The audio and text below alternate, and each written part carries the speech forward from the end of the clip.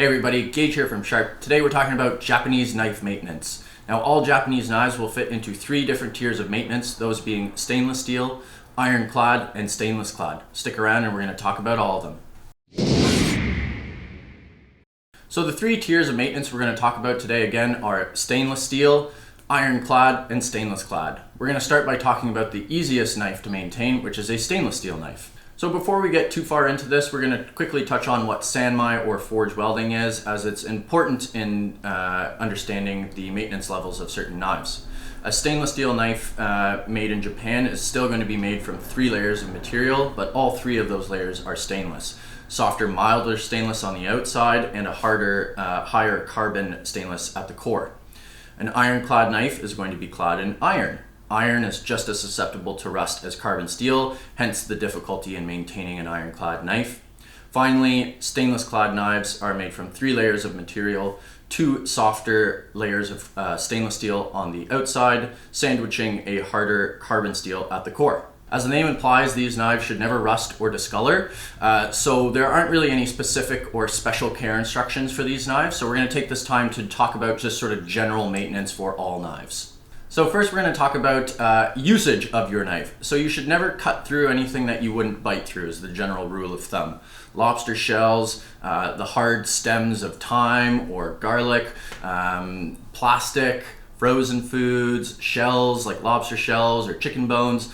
You should never twist your knife on the board. All of these things can cause chipping, damage to your knife. Make sure to wipe your knife down early and often. Even though your knife is stainless steel and it should never rust or discolor, it's always a good habit to have a damp towel next to your station to keep your knife wiped down and keep your board clean. This will make you more efficient and avoid any possibility of cross-contamination.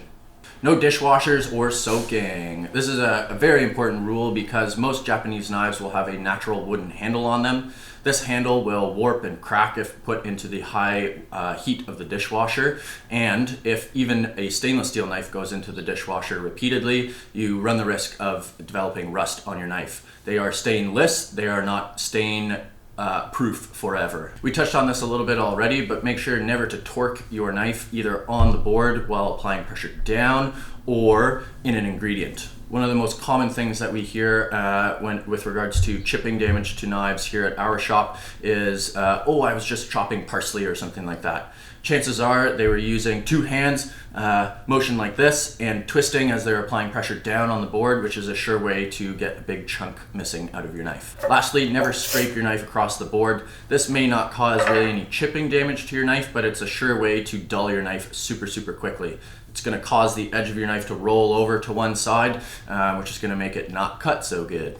The cutting board that you use is super important as well. Glass or bamboo or granite are all horrendous board materials.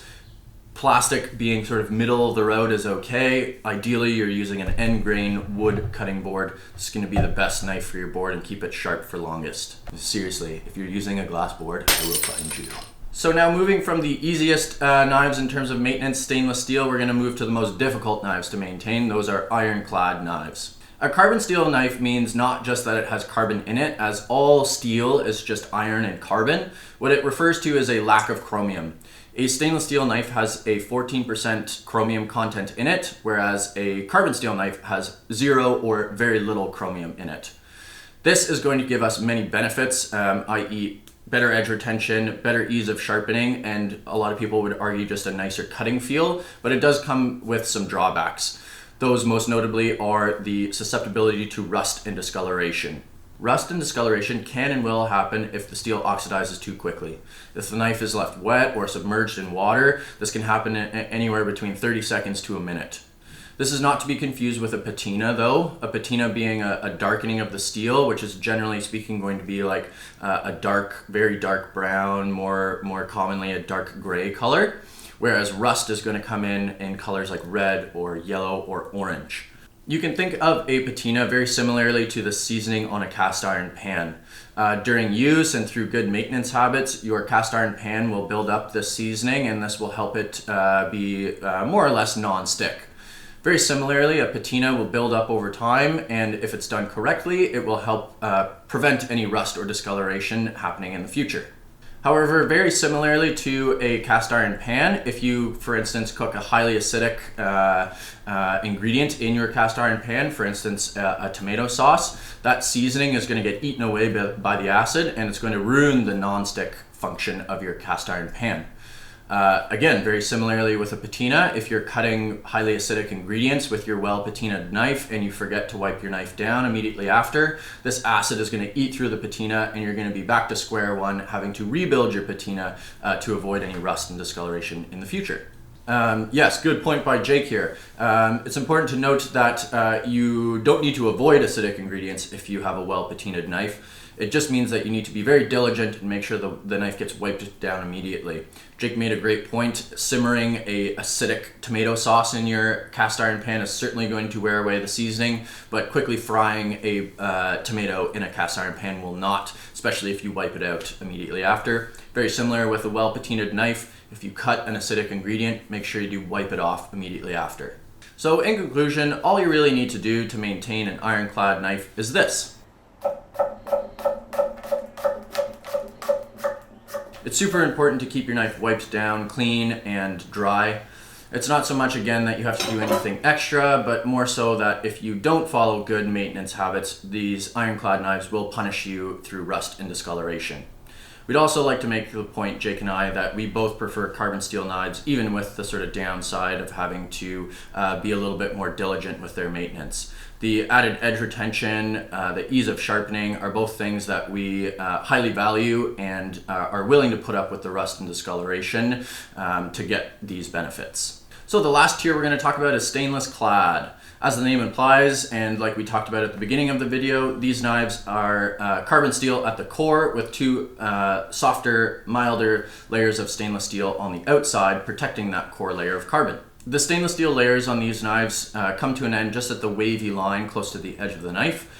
Typically about 2 to 3 millimeters of carbon steel are exposed at the edge, and these are great knives to get into if you're looking for your first carbon steel knife, because if something should happen, only that little sliver of steel could possibly rust if you don't properly maintain it. So as you were probably able to ascertain there, carbon steel knives, whether they're ironclad or stainless clad, have largely the same maintenance requirements. Chances are your knife may or probably will develop rust if it's your first carbon steel knife. Jake and I have both owned carbon steel knives for close to 10 years, and we still get little spots of rust on our knife.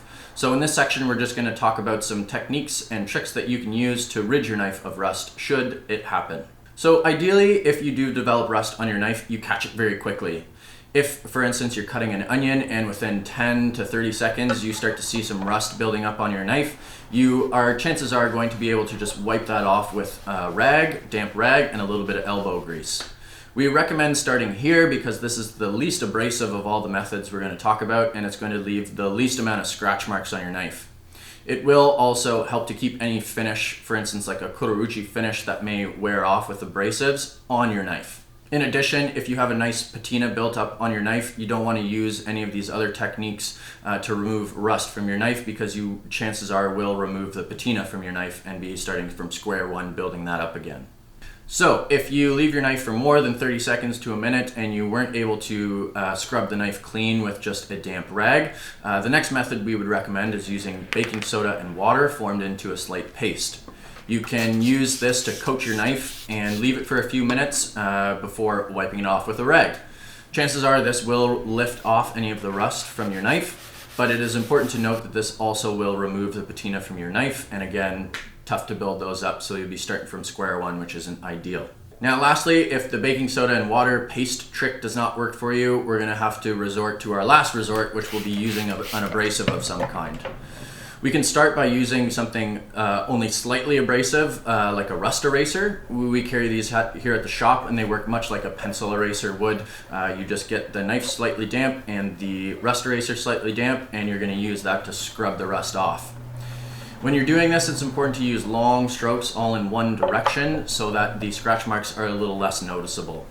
Furthermore, if you do get some undesirable scratch marks on it, you can use our masking tape and sandpaper trick to refinish and polish the bevel on your knife. If the rust eraser doesn't work for you, you're gonna have to use something more abrasive like a green scouring pad. I've definitely been guilty of using this technique in a professional kitchen when I didn't have time to gently remove the rust from my knife. And of course, these scouring pads are quite abrasive in comparison to all the other methods we talked about, and these most certainly will leave scratch marks on your knife. So it's especially important to use long, consistent strokes when using a green scouring pad. It's also important to note that these abrasives will likely remove any finish from your knife. So kurouchi or even some nashiji finishes will be left looking a little bit different if you have to use this method. We'd like to conclude by saying though that rust isn't a big deal. It's not damaging to the knife if you catch it early on and isn't going to affect the performance of the knife. If you leave the rust on there for years and years, it will start to eat through the steel, but if caught quickly and early and you get rid of it, no big deal. Now for the bonus section, how to maintain your handle and whether or not you should use oil on your knife. So we'll talk about oiling your knife, which is a common question we get here at the shop. Me personally, I didn't oil my knife on a daily basis. I didn't find it necessary when I was using my knife in a professional kitchen every day, keeping it clean and wiping it down. If I was, for instance, between jobs and taking a month off, or in the rare chance I had a vacation for a week or two, I would oil my knives, and this would just give me a little bit of peace of mind if there was a chance that they would come into any moisture during storage. The oil is going to help protect them from that. Oil is a great tool to maintain your handles as well. Typically, traditional octagonal Japanese knife handles are made from natural woods, which, if left submerged in water or left wet, are going to crack and sort of break down over time. This obviously is not ideal, so we want to make sure we're always grabbing our natural wooden handle with a clean hand. And should we get any gunk or anything on the handle when we're cleaning, not leaving the knife submerged in water and not scrubbing too aggressively. It's also important to oil your knife on a regular basis every few months. You can use anything really, tsubaki oil or a mineral oil, tongue oil, or even cutting board conditioner, which is typically mineral oil and beeswax mixed together. This is going to help protect the handle from water and moisture and keep it in good condition for a long time. I'd like to finish off by saying that Japanese knife handles are still quite resilient. One of the more common questions we get is, are they going to fall off super easily? And in our experience, no. If you're treating them properly and not leaving them submerged in water, there's little to no chance the handle is going to come off. Where you'll run into that issue most is if, again, you're leaving the knife submerged in water and there's a chance that water's getting in where the tang and handle meet and breaking down any of the adhesive that's keeping the handle on the knife. So in my 10 years of owning Japanese knives, I've never had a handle come off. It does happen, but it's not super common. You will find some Japanese knives with more Western style handles on them, which are typically either double or triple riveted. These handles typically are still made from natural woods, so they can crack and be susceptible to moisture and humidity. So it's still important to keep these knives out of the water. Don't leave them submerged in the water. Keep them dry, keep them clean. But typically a Western style handle is going to be a little bit more resilient and will stand up to a little bit more abuse than a Japanese knife handle would. So with that said, both handles can be susceptible to damage. It's much easier to replace or fix an octagonal handle than it is a Western style handle. It's likely going to cost you a little bit more to get a Western handle replaced as well. So again, in conclusion, like we talked about at the beginning of the video, all Japanese knives and all knives in general should be kept dry, clean, wiped down, free from the dishwasher. You should never cut through bones, frozen foods, nuts, hard candies, shells, hard stems, basically anything you wouldn't chew through, you shouldn't cut with your knife. Carbon steel knives, again, are going to require basically the same maintenance as a stainless steel knife, but they will punish you for your neglect. So this isn't to scare you away from carbon steel knives. As we've said many times throughout this video, Jake and I much prefer carbon to stainless, but just to make you aware of what you're getting yourself into and some tips and tricks should rust form. So thanks so much for watching, guys. Really appreciate it. Hope you liked this video. If you did, leave a like. Subscribe to our channel for more knife-related content. And until the next video, stay sharp.